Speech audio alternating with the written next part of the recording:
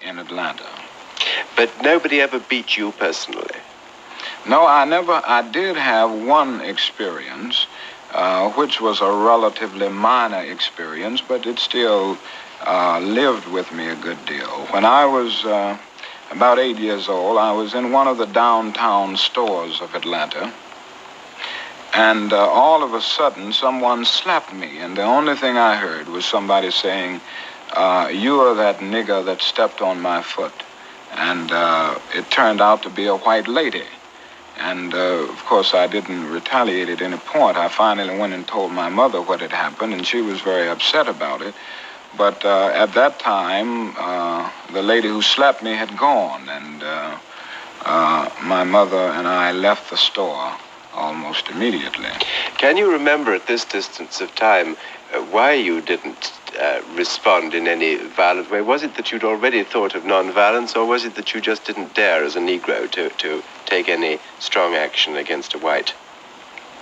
Well, I think probably it was a combination of two things. I hadn't thought of nonviolence at that early age as a system of thought, as a practical technique. I think a great part of it was that I just didn't think I wouldn't dare retaliate or hit back when a white person was involved. And I think some of it was a part of my native structure, so to speak, and that is that I have never been one to hit back too much. Well, now, that's all.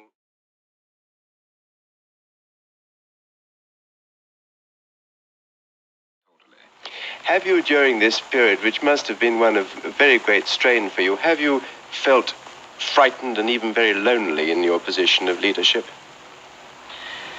Yes, at times. I think honesty impels me to admit that there have been those times that I actually confronted fear. I don't think anyone in a situation like this can go through it without confronting moments of real fear. But I have always had something that gave me an inner sense of assurance and an inner sense of security in the final analysis. Even in the moments of loneliness, something ultimately came to remind me that in this struggle, because it is basically right, because it is a thrust forward to achieve something not just for Negro people, but something that will save the whole of mankind. And when I have come to see these things, I always felt a sense of cosmic companionship, so that the loneliness and the fear have faded away because of a greater feeling of security, because of commitment to a moral ideal. Does that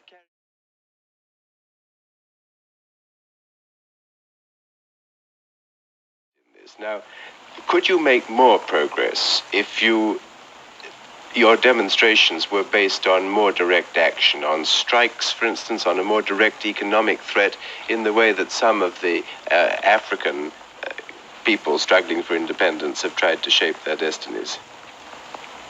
Well, I do feel that nonviolent direct action is a most powerful approach in seeking to bring about racial justice. Now, to a degree, we have moved in this area.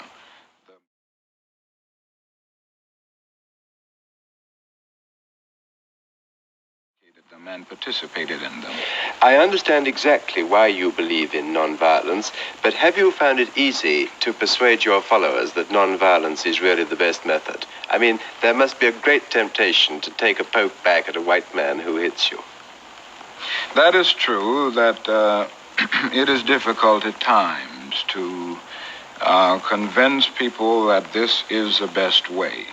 And I guess it is difficult for all of us not to retaliate. But on the whole, I have been amazed at the tremendous response that we have gained when we have called for nonviolent action. I look back over Montgomery and think of the fact that for all of these days, 381 days, more than 99 9/10% of the Negro citizens participated in the boycott. They confronted harassing experiences. They confronted physical violence. And never did they retaliate with a single act of physical violence. And the same is true of the student sit-in movement, which included thousands of students.